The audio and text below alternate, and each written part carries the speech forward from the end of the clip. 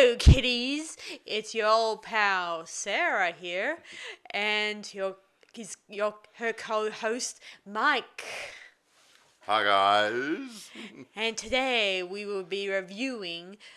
Well, today this is a Boys and Ghouls film review here with our latest review.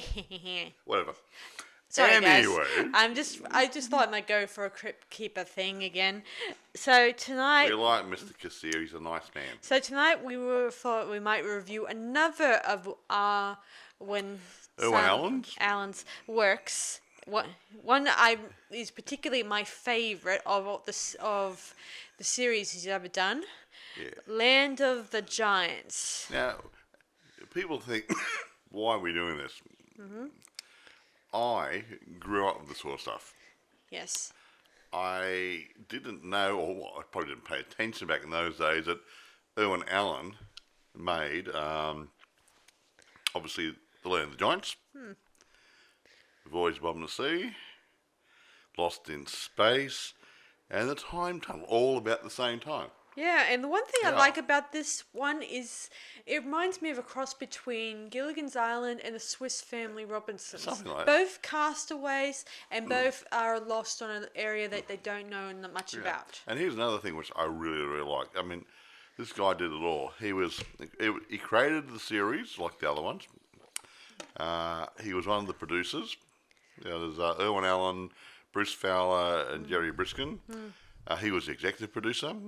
The production companies, his company, Irwin Allen Productions, Kent Productions Incorporated, and 20th Century Fox Television. And it was directed by, parts of it were directed by Irwin Allen, and some other people did some directing. Harmon Jones, Sobey Martin, I believe Sobey's name showed up in Voyage Above the Sea a few times as well, and Nathan Duran. So Irwin's had a finger in the pie from the creation side of it, the producing, directing, blah, blah, blah. He's done everything.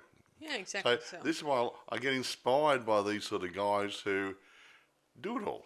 I don't know if he wrote all the different episodes, so I couldn't find the information out. Yeah, I couldn't say if he wrote all of them either too. But he created he might have written the pilot and that sort of stuff. And he pitched it to the production company. 20th Century Fox probably or somebody. Yeah. One of the interesting things about this is he recycled a lot of the props from his previous other two films. He does that. He was very good at that. He was very economical when it came of doing his productions, even though this one was probably his most expensive one.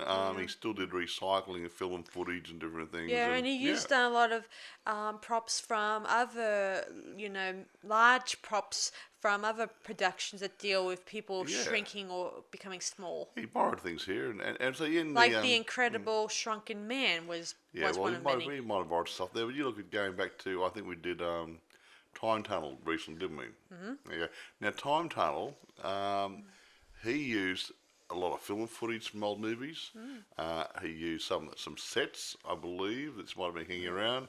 Even costumes and props he borrowed. So he's done a lot, but things like the Voyage Above the Sea and this one here, he's actually had to build some complicated sets up, and that's where the money starts to come in. And this is one of the ones where it got a bit expensive because of doing small people. You had to do everything large around them. Giant mechanical hands and large sets, large matte props filming and stuff and everything, and stuff like that to compound the image, and it just went on and on. So it got rather expensive per episode. So it's lucky we got 2 seasons out of it. And they never finished the seasons off. Yeah. I mean, this was one of his uncompleted ones again. He did 2 seasons, then they pulled the plug because it was too expensive probably, and unfortunately it was popular. Yeah, it was. It was probably one of my favorites. But it was very expensive to I watched make, the reruns since I was little. I mean, I didn't understand at the beginning, because I never saw the pilot episode, how they became shrunken or small in the first place. I thought they may have gotten shrunken by a mad scientist and never got But we resized know again. better. Nah.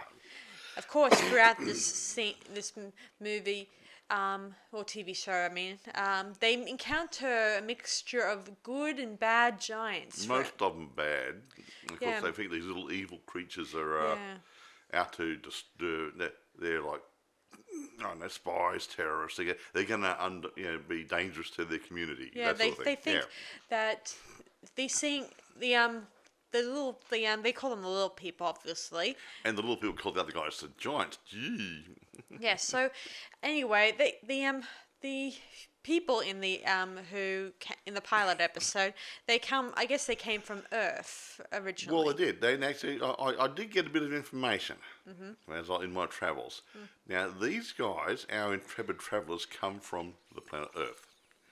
Now, they're doing a subspace transport vehicle, somewhere between a rocket and a plane, on the borders of our normal and I don't know what you call it, space and normal area, and they went through something like a magnetic space warp or dimension warp or something or other, and they've ended up on a planet similar to Earth. Yeah, see, they were going to go from I don't know what part of America, from America London. to London. Well, I was going to say something here. Go on. And through the series, we never actually identify anything in the land of the giants. Is it Earth or is it not Earth? But there's some things hinted there, which I found out, which I've missed over the years, that the people on this planet of giants know of the planet Earth.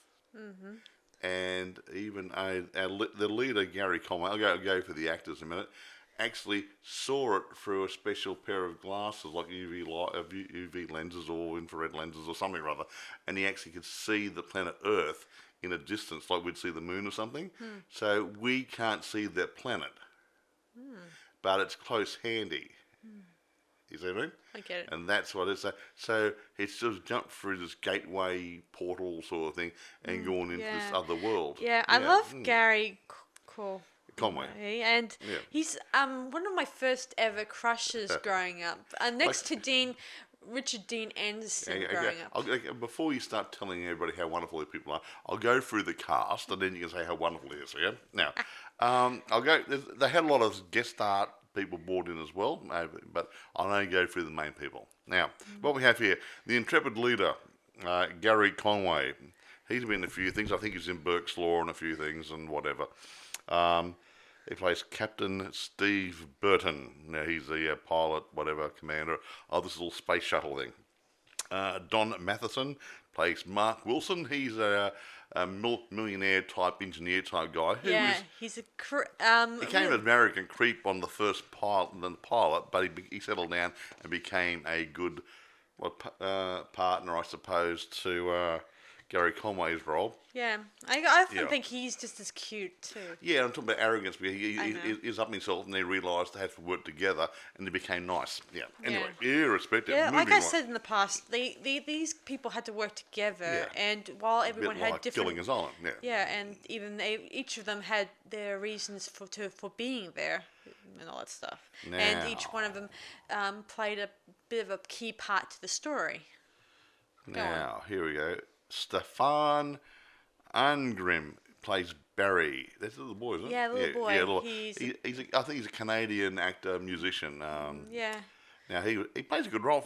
Sometimes kids get really painful in these. He wasn't too bad, actually. Yeah, and I think this is the only very big role he ever got. And the rest of them, after Land of the Giants, he didn't get so many very cameo, very big roles. Yeah, sometimes kids don't go into adult films, of course. Their features change, or they're no longer cute, or whatever. Yeah. It's all like Macaulay Culkin. He was really good as a kid, but didn't much have a career after he grew up. So anyway, irrespective. Don Marshall plays Dan Erickson. He's a co-pilot, nice guy. Now, two ladies, very nice. Yeah. Deanna Lund as Valerie Scott. She's an actress. Actress? Yeah, an actress or a famous person. Well, no, I think it's an actress or a model. I think it's an actress here. And Heather Young, she's something like a hostess. Yeah, and just so you guys know, when she was doing season 2, she was pregnant, and she didn't had to. a very physical role in this Yeah, production. and they did selective filming of some from the Waist top, up. the top up, your waist up. Yeah, just below the breast level, so you can see a face and the hands and stuff without seeing your Yeah. tummy getting too big. Yeah, Otherwise, who's getting into pants in the land of the giants? So the rest of the time, she also made a few absences, meaning she's on pregnant leave. Yeah, when they were out doing a thingy, she was supposed to be back at the back, keeping an eye on the little spaceship thingy, but she wasn't actually there. She was in hospital or something, or got her feet up. Anyway, Kurt Kasner plays Alexander Fitzhugh.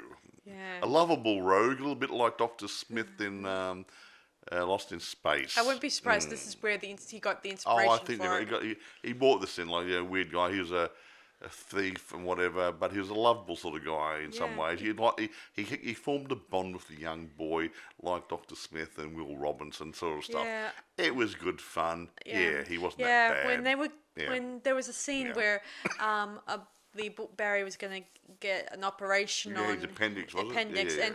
and dear old Alex kind of felt like he was upset. He was really sad and scared that the kid was going to die, and he didn't like this to happen. I believe he had genuine feelings for the boy. Yeah.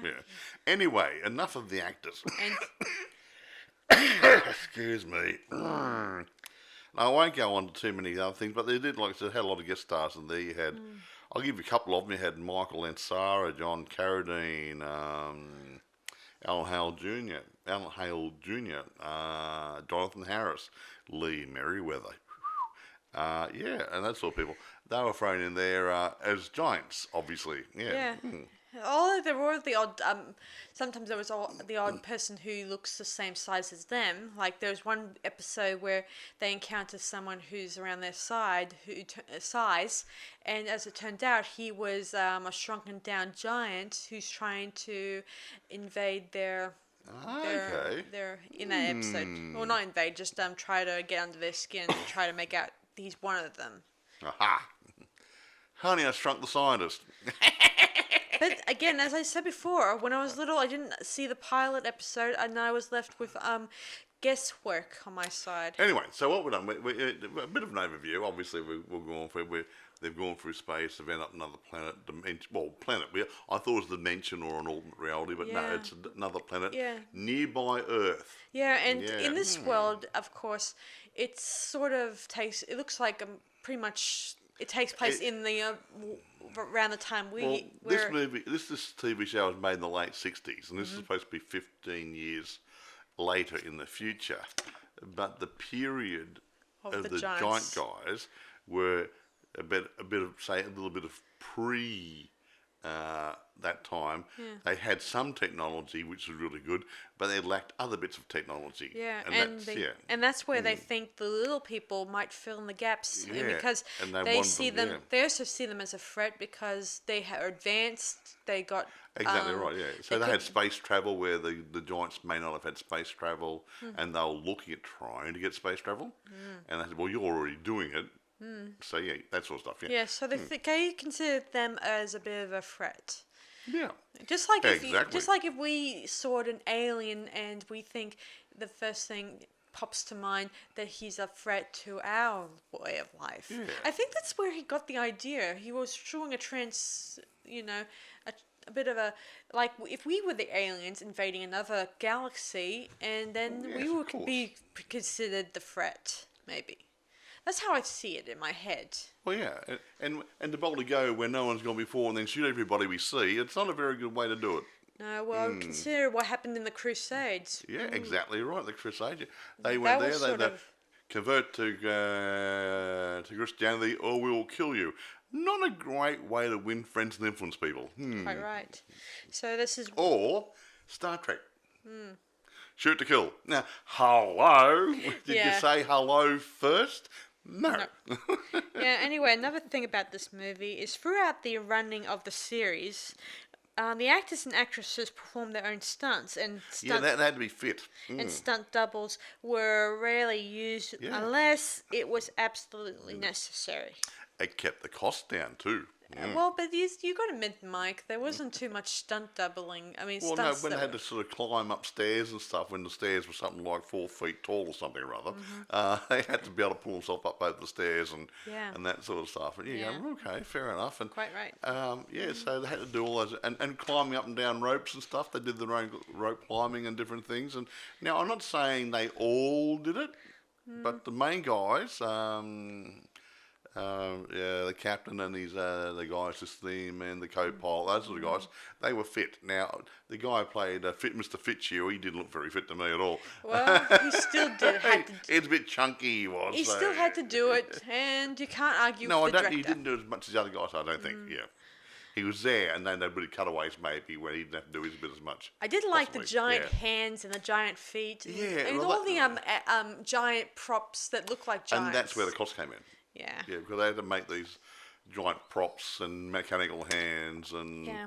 all that sort of thing, and that map filming, they do. They had to do to superimpose stuff in layer it and on layering and different things. blue screen or Blue green screen at the time, or whatever black and they white used. screen. No, it was colour. Actually, this was all colour too. Yeah. Another thing about this is that a lot of people dismissed this dismissed by science fiction purists, such as They didn't like it. such as I don't know who this person is. Harlan Ellison. Yeah, due to the show's sheer physical impossibility of such a giant existence. Even Who cares? purists believed the giant's mass, which would have increased. They weren't giants. These people were little. Aha. While their strength only increased. I don't know. Anyway, I don't hate it when people. Who are purists? I know I'm a purist sometimes, but when it comes to movies and TV shows, but I just hate it when people invade this sort of thing and not realize how much enjoyable it is. No, actually, these purists get a bit over the top. Actually, I know what they're getting at. I mean, if you were here on our planet here, and you were put through a machine to grow you to the size of one of those giants, you'd break every bone in your body trying to move. But if they shrank you down to be their size, the giants wouldn't be giants, you'd be small. You wouldn't have the weight to carry around.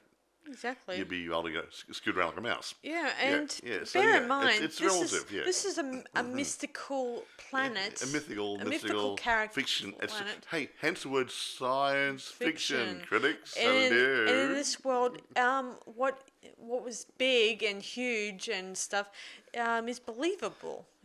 And stuff like that. I mean, there's movies being done about giants. What's the Colossal Man? There's one about female version of that as well. I remember that. There was a 50-foot Bride of Candy Rock with Bud Abbott in it. No, Luke Costello, sorry. They've always done giants. There's a fascination for that sort of thing. I always think that's interesting with little people. Like, I was always a big fan of, let me see, W. Dill, The Borrowers. That's another one I enjoyed growing up. See, W. Gill wasn't a giant. He had leprechauns who were little guys, and the Borrowers were little guys living in the real world. And so like in the garden under your floorboards and whatever. So the giants weren't really giants. So yes, critic, right, Ellison, whoever you are, or Harlan Ellison. You're an idiot. You're an asshole. Hey, don't say arsehole. You can't say that in the podcast. Oh, sorry. Okay. But I don't like it when a purist would just pick on something and not take enjoyment out of it.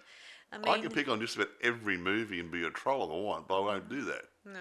I refuse. If it's really, really, really, really, really, really bad, we probably wouldn't touch it with a barge pole. And I kind of enjoy the fact that it's so incredible. Yeah, like, it's imaginative. It's imaginative. creative. It's a world that you never is beyond your imagination. Like I said in the one time we were reviewing Time Tunnel.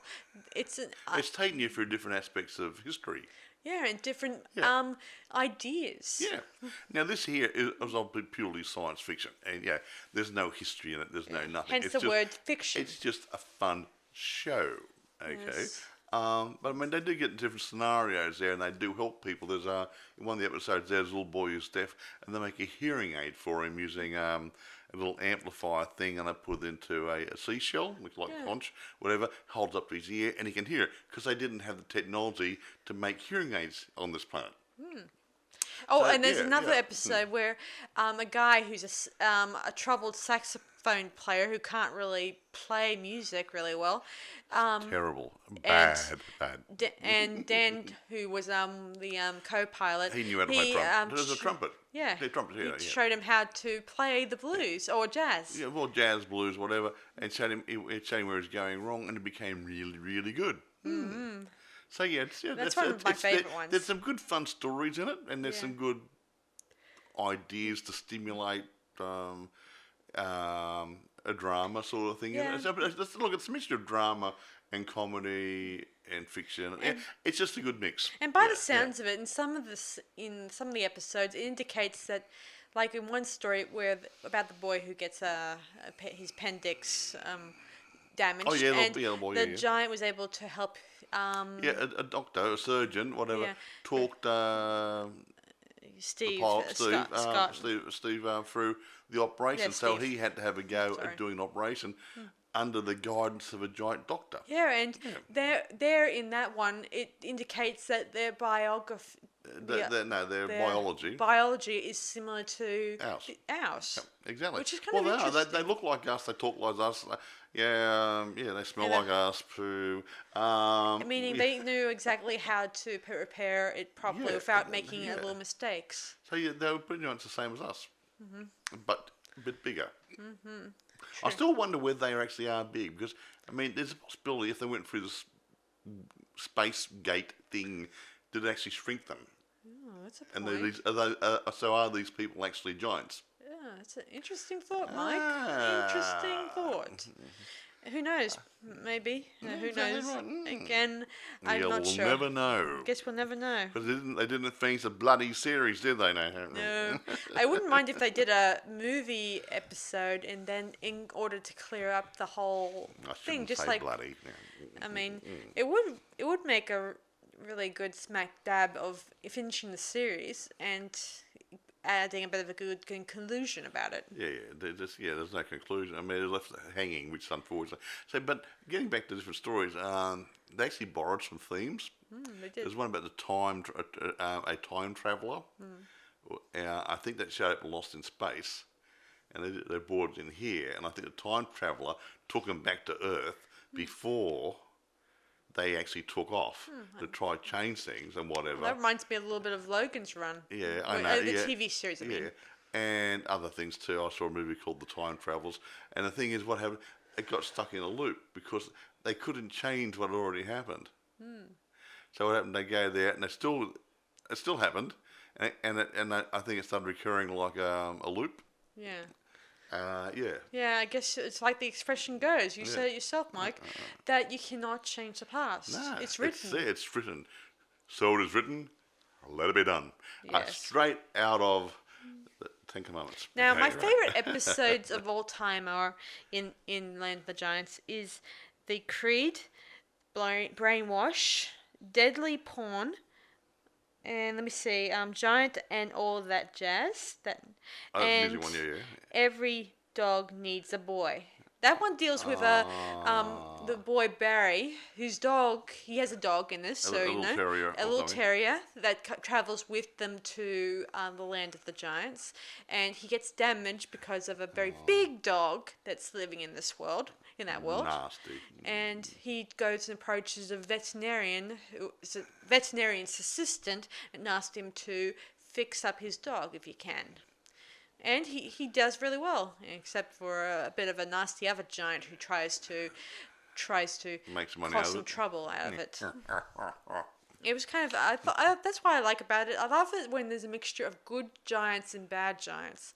The bad ones want to turn them in and try to make money. Yeah, the crowd called Sid, something. They're sort of like a government or US or FBI or CIA group. And they show up there, and they're the ones who want them for either study them and lock them up, whatever, Yeah. And their government's not really friendly in that area as well. You got freedom, however, controlled freedom, that sort of stuff. And it's if really you weird. so much as associate with the little people, you're looking at probably jail time, maybe. Probably, yeah. That's sort of like if you were aiding or abetting the enemy. Abetting a criminal, yes. Exactly, even though they're not It criminals. is Special Investigations Department. What a great name. Sid to its friends. Yeah. Sid, sounds like from Sid, like a character from Toy Story. Story. Sounds like a name from Toy Story. Yeah, well, there was a character named everyone needs Sid, a name, yeah, they're a sort of nasty group led by a horrible, mean man.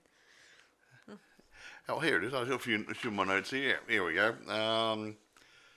Culturally, the giant society closely resembles the contemporary, mind you, United States of 1968. Surprise, surprise! And That's when it considering was that actually this movie was made in 1968, which kind TV of series, yeah. fits in with this sort of thing. In various episodes, it has a police force, private hospitals, prisons, a state governor, radio, television services, a zoo, jazz clubs, and even a racetrack. Wow, all the mod cons, eh? And the giants even speak in English with an American accent and drive American cars, attended vaudeville-style theatres, and played chess. How close? We're almost like brothers. I like to think that just might be half that stuff. They may be indicating that maybe they could be in the past, or maybe even in an alternate reality. Honestly, I think it's got to be a separate planet, because it comes on one of these. You actually see Earth from this planet, but we can't see this planet. We need special glasses. But we've grown in the same culture. Yeah. But it could be an alternate reality. That's what I was thinking. Yeah, that maybe this is a world like where they see little people as the threat, and I'd see a giant as a threat.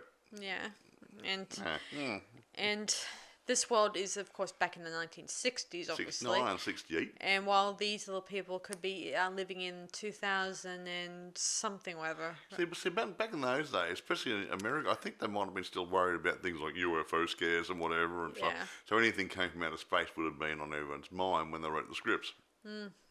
Aha. Beware, watch the skies, that sort of stuff, Yeah, aliens are going to invade us and kill everybody, and what, little people about 2 inches high? I don't think so. Yeah. So I'll explain one of the episodes to you guys. Okay, lovely. Let me see, the Deadly Porn one deals with an evil nutcase who's obsessed with chess. He's a rich guy. Yeah. He's a very wealthy guy, and he kidnaps a few of the little people so he can have a chess game with them. Yeah,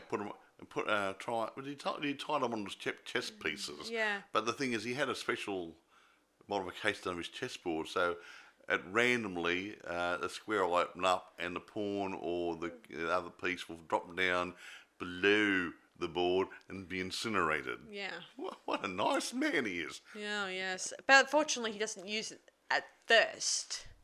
Yeah, but I don't trust this guy as far as I can throw him. He's a very naughty boy. Anyway, he asked them to choose his opponent. Yeah, and in the end, it turned out to be the young boy. Because he was a chess champion back on Earth. And this the giant didn't like him because challenge a chess by a boy. Yeah, and the boy had to make a couple of bad moves in the beginning to do some stalling and delaying, so they had a bit of time to try and do things behind the scenes to try to save themselves. Yeah. So Steve and what's his name, the other guy? Bugalugs. Let me see. Mark. Mark, yeah. See, Mark is a bit of an engineer, type, as right, I said, and reasonably smart. And he says that back on Earth, he made a computer to play chess with him. So he knew how to program it, but he wasn't a very good chess player himself. Yeah. But he got back to the spaceship and programmed the computer to do the chess moves, and he had a little two-way radio talking to the boy on the table. Yeah, I thought that was kind of clever. Anyway, smart, eh? Yeah.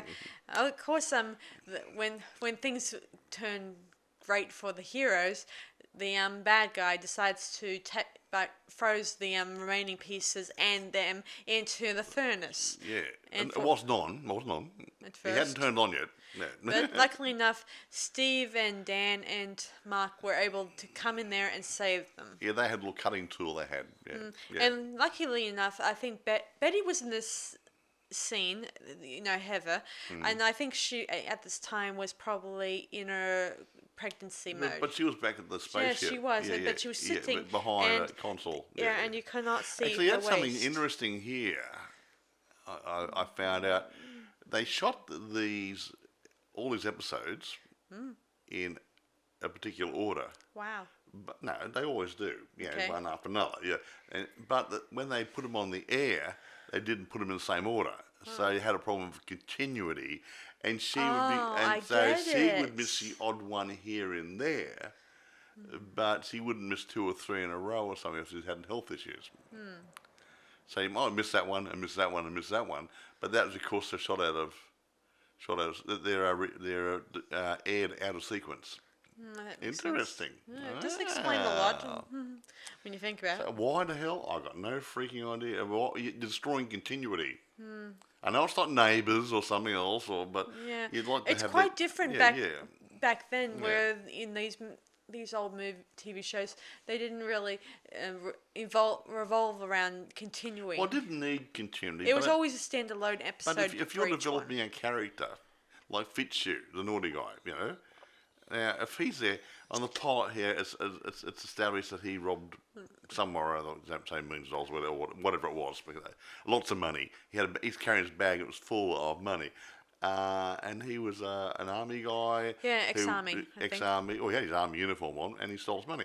Now the point is that now his character would need to be changing from a naughty guy to a nice guy, whatever, and being Yeah. a bit more useful. You can't go backwards and forwards all Yeah, the time. there were moments when, like the Pied Piper one, where they deal with a fictional Pied Piper of Hamlin type of okay. thing, and he, Alex had to outwit him using his brain and stuff like that. That's I'm under equipped for that. And in the end, he outwitted him, and they walked away with a few mice? few of their friends Oh, left. sorry, yeah. And some mice? No. Yeah, No mice. There you go. see, it had a similar story in this one. Like, they were considered a menace to society, like the rats from Hamlet. Hamlin. No, sorry. Hamlin. Sorry. Yeah. And the government would have willingly pay the piper for if they got rid of them, and of course the government refused to pay him after he bought them, in. But unfortunately, Yep. and then of course the government would just say, no, I'm not going to do that. You never trust government, they're nasty guys. Now, I'm going to bring something up here that Go ahead. you may not have picked up on. Steve Burton, their intrepid leader, now, he was in control of trying to keep them safe and whatever. There you go. Yeah. Obviously, their 2 main objectives were to stay safe, get food, and to try fly home. Now, the problem is I don't think the spaceship was repairable. Some primary circuitry had been damaged, and they couldn't fix it. And some of the secondary ones weren't quite good either. They could still fly it, but they couldn't get up to subspace. Yeah. So he couldn't do that. So when things came along during the different episodes where they had a chance to go home Yes. using some of the Giants' technology, he had a dilemma. He had to either destroy the technology so the Giants couldn't use it, which stopped them from going home as well. Yeah, I remember that one. That was the Aha. brainwash one. That Yeah, where yeah. they found some communication stuff that belonged to some other little people that It had been indicating that this is They're not not the the first first. Yeah. time that and this happened. they caught these little people there and they experimented on them and killed them. Yeah, using Drugs and stuff drugs or and whatever, stuff yeah. and killing But them. anyway, but more than one episode. It's come several, and they destroyed any chance of the Giants invading Earth. Yeah, and Yeah, then some. but stopped them from going back effectively because they couldn't use that technology to go home. So this is not the first time hard. that little people appear in this TV Yeah, I think series. you said they came across one, and there's indicates about 2 or 3 lots of other people going through there as well. I Yeah, think there was even some aliens who were pretending to be humans, but actually were just in disguise. And good disguise. Yeah. in the end, I saw the Last Starfighter. yeah, in the end, yeah, I don't know how that this episode ended because uh, I've I prefer rewatching my favorite ones these days. Yeah. I'll do that one and that one. I'll forget all the other ones. And you did it all the time. I like to Well, go most of them in are an order. standalone episodes. They don't have a continuum, Like as we discussed, I'm working Mike. through Voyage Bomb the Sea at the moment, and I'm going through episode after episode after episode. Yeah, in order. Well, bear in mind, Mike, we did discuss that this TV show I doesn't know, have any but if you're jumping all over continuation. the place, you might miss some. True. Aha. Anyway, Anyway, I do like it when the good giants help the little people sometimes, and vice versa. Sometimes that they do end up backstabbing, but then they realize, oh, they're just nice people too, yeah. and they deserve to be free, not kept in a lab. Well, exactly right. Well, see, you remember Dr. Cyclops? Vaguely, That yes. old movie? I remember Where that the guy one. shrunk them like the puppet master shrunk the people there. Yeah. Yeah, it's, That's where I got me thinking that it was probably like that for a bit. Yeah, see- but then I realized it's not. It's as it turns out it Dr. was Cyclops different. wasn't their friend. He wasn't. He'd just as soon see them killed if anything went wrong. And the puppet master was pretty much the same. Yeah. Yeah, so yeah. the one thing I liked about this TV show was when they start working together, start developing a bond for one another, and start working and hopefully try to get Yeah. try to avoid the giants as much as they can. Yeah, or exactly try right. to help other people if they can. Yeah, I did. So the good giants were good, and the bad ones were worse. Yeah. Yeah, So it was all so about money because there's rewards out as well. Yeah, If you huge found these little ones. creatures and bring them to us, we'll pay you some money. yeah, and they don't know.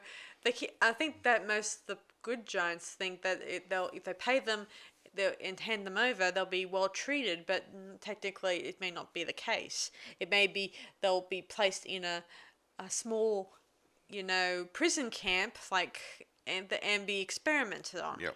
If that's the case. Something along those lines. Well, it feels like it. It's But the whole problem is that, no matter how good the series was, it would have been really, really nice to have an ending. yeah. It's just too bad the studios would not Yeah. do that for a dear It old is sad. one. It's not the first time it's happened. No, this has happened to say his other series, like the Time Tunnel, the Time Tunnel, they never got home. Lost They're in still out there. Space, still out there, still lost. And whoever made Gilligan's Island did the same thing. yeah, they didn't, They but pulled the they plug on made some They made few some movies later to on. indicate Yeah, yeah. the continuation a little bit. But the point is, they ended the series. That Irwin Allen didn't do that. Somebody else did, but same problem. They pulled the plug on it, even though it was popular. Yeah. Like My Dream of Jeannie, I think they got married in the end. Hey, that's not too bad, eh? I wouldn't mind marrying a girl over a bottle. Yeah, I don't care who this person's out there, or whether this person's out there or not. They're probably dead but by now. If Yeah, that it's a person, long time ago.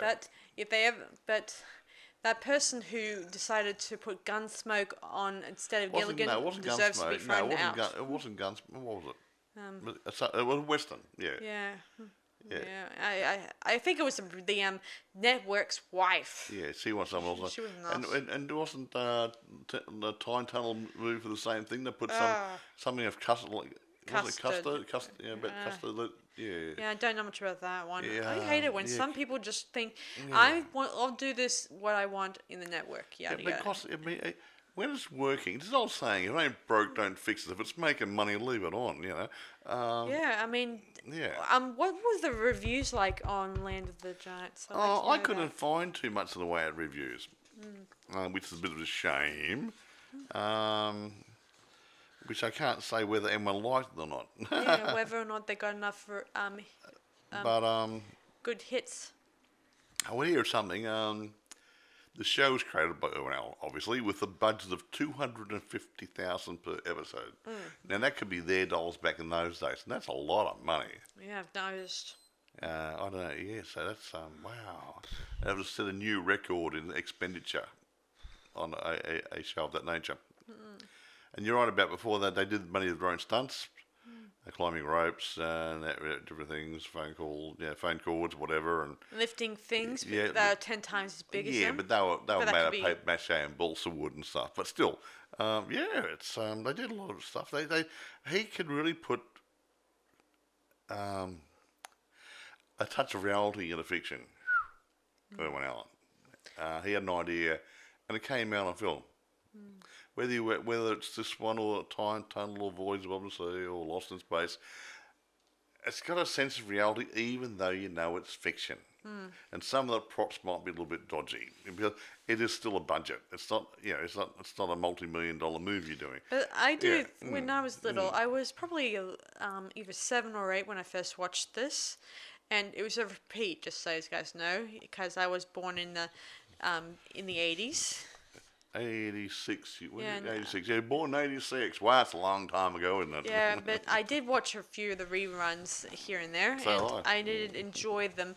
I remember just not when it appeared on Sundays because that's when most of the old TV shows would often appear, and I often sat down and enjoyed The Land of the Giants. Although back then I didn't even know their name. I always called them little people because You're a that's child. what the characters in the story kept calling them, or the giants in this. I couldn't figure out the whole. I knew you were. I was a dad. I knew it. I was little, and I was practically I was only a little kid when I first watched it, and then it stopped airing for a bit, and I never found out the actual name till say years later when we get into it a bit more. Yeah. when I started going on the internet. YouTube is a wonderful place. It's a magical treasure trove. And it got me thinking about trying to re-watch the episodes again years And we later. have. And I have. Actually, going back into the way Irwin Allen does things and is good about recycling footage and stuff. He did the same thing in Time Tunnel, obviously, using stock footage from 20th century Fox's film library. But in one of the episodes of this, it says in the collector's item footage, they used the Wayne Manor from Batman as the outside film footage of that place. Cool. So I think they used it in this one too. Yeah. Yeah, that's kind of cool. Yeah, they did that sort of stuff. So they had it, stock footage, no one's in the frame, let's bung a couple of frames this and there for a couple they of probably seconds. thought maybe no one would notice it. Well, you won't. I mean, I watch Voyage of the Sea, and I see this. I watch them close together. I might 2 or 3 or 4 a night, and I see the same film footage coming up every so often. Like, we've just landed on the bottom here. We've got a problem. It's the same area.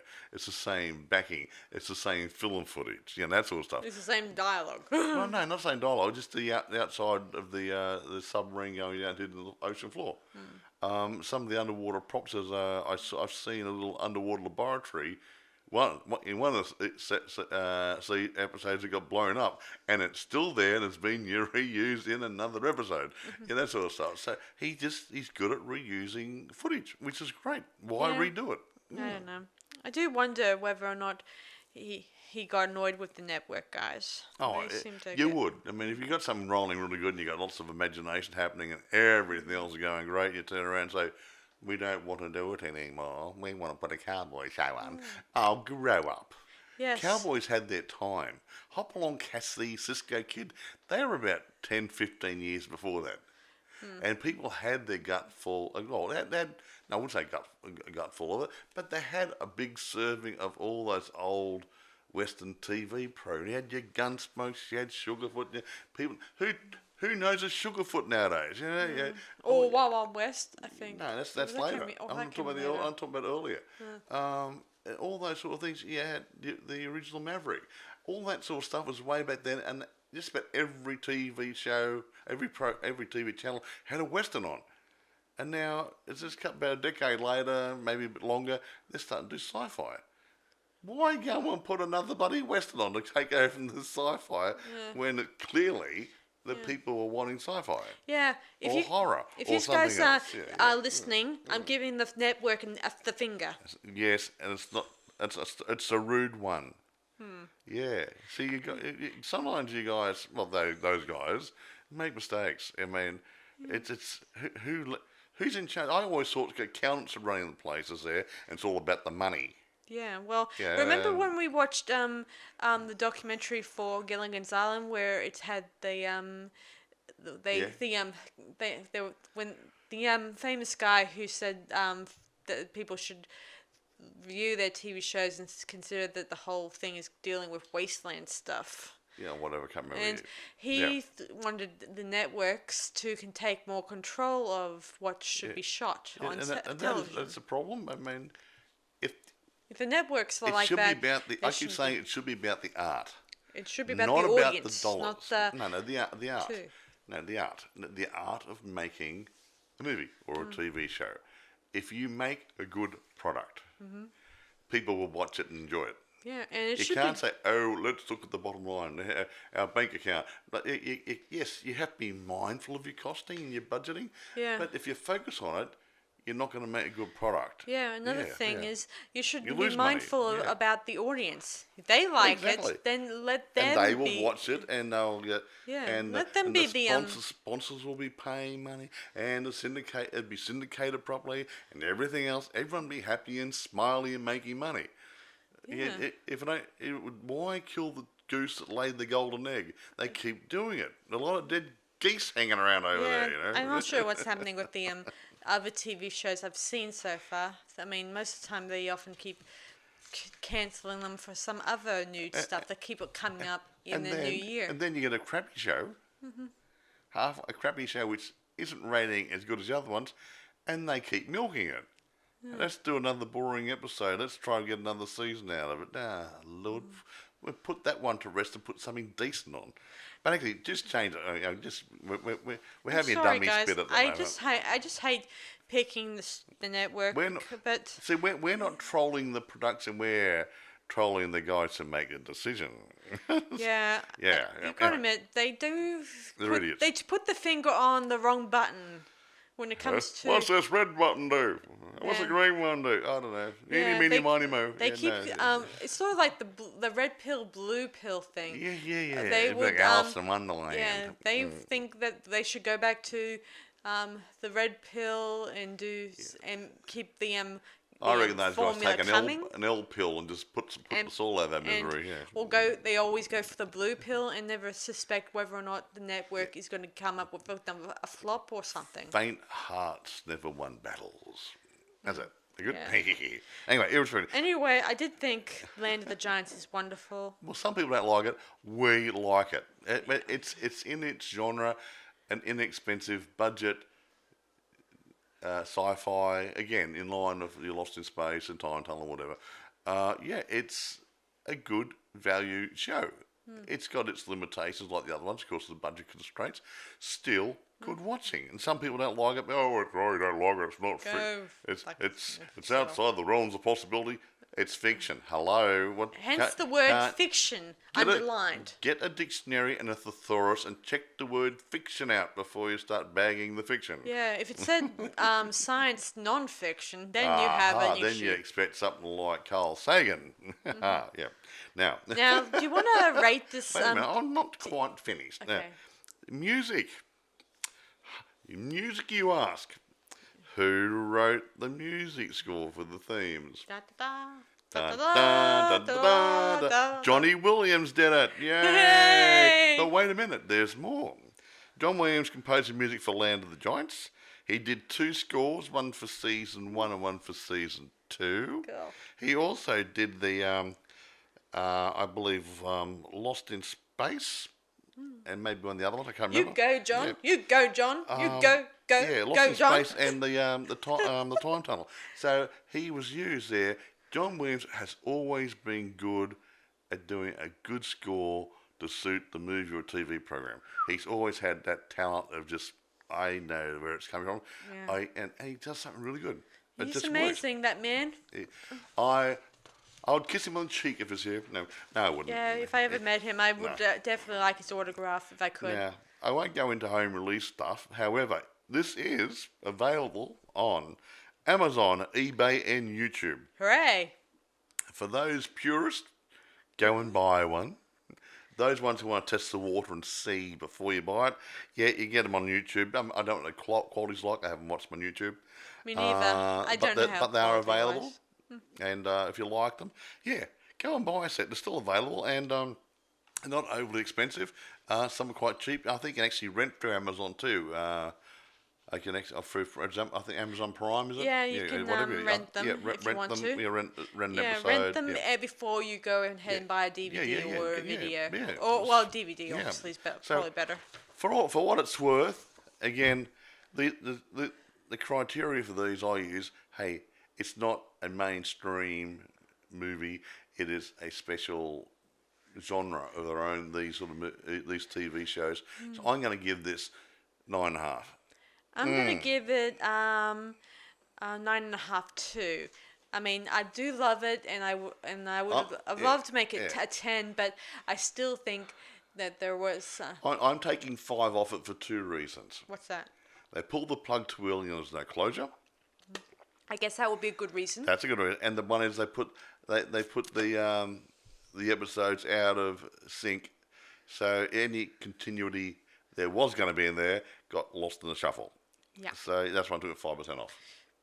So 9.5 is pretty damn good. So 9.5 I think is better than nothing. Is what we're saying. Yeah, exactly. Anyway, that's it, folks. We won't bore you anymore. We have waffled enough tonight. Yeah. Sorry about the waffling, guys. No, we like the waffle. It's really good. I'm glad. Hey, if you guys don't like it, send Sarah an email or a Facebooky thingy or whatever, and we'll take note.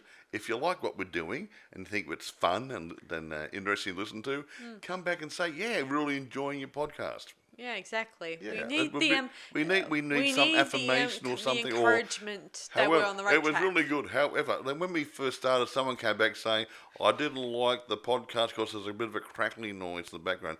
When we first started, we had an old mixing desk here, an old analog desk, which had a bit of a problem with it. So after the first couple, we went and bought a new desk. So and since then we've had no problems. So we are mindful of things, but if no one told us, we wouldn't have known. Aha. So please keep in contact, folks. Sarah's always willing. Before we cut off, guys, a reminder that this month we're releasing our upcoming documentary. Oh yes. So you want to tell a little bit about it before we go? Yeah, I'd like to thank Embrace the Film for mentioning our documentary on his film reviews. So thanks very much, Ollie. I really appreciate it, and keep up with the good work with your reviews and everything. He's a nice little puppet. I like him, but he's adorable. He's adorable. Yes. I love to meet him. I like to meet the guy whose hands up his bum too. What? That'd be rude. Well, someone's got his hand up his bum. He's a puppet. Anyway, thanks, Ollie. I really appreciate your really nice appreciate comments. And actually, keep up the good work. Do you want to tell them what's called to remind them when it's coming out? Yes, it's going to be on the what's it called? It's called The Lockdown, and it's going to be released on the 30th of April. Cool.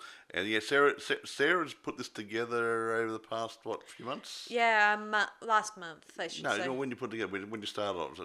It was last month I started when did you start? When you told everybody to start get stuff in, it wasn't last month. You started. It was sort of, let me see. Beginning of January.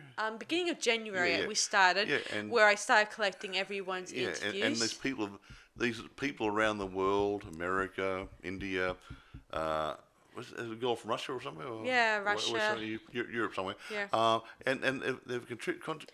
And some members in Australia. Yeah, contributions have come from all over the world, and these are the footages these people have supplied. So there is a little bit of quality differences in different parts of it. Yeah. But Sarah's done her best to give it a really good product. Again, they have different outlooks and styles, and that's where I like. And they've got a different story to tell. And an interesting story. Yeah. Exactly right. I've got a couple of favourites, but I won't say that. I mean, I'll leave it up like to Ollie. I'll leave it up to you guys, the listeners, and I mean the viewers, Your listeners, whatever. Watchers, viewers, viewers, sorry. and leave it up to you guys which ones you guys think are your favorite. And again, come back to Sarah on Facebook and say, hey, we thought it was really, really good, or whatever, Yeah. Or, so it was good, but we didn't like so-and-so rather because so-and-so, blah, blah, blah, blah, blah, whatever. Well, but it's up to you guys. Constructive criticism goes a long way. Yes. So that's about it for us tonight. So thanks for listening to this latest podcast, guys. I'm Sarah Stephenson. And Michael. See you guys around. Bye. Guys.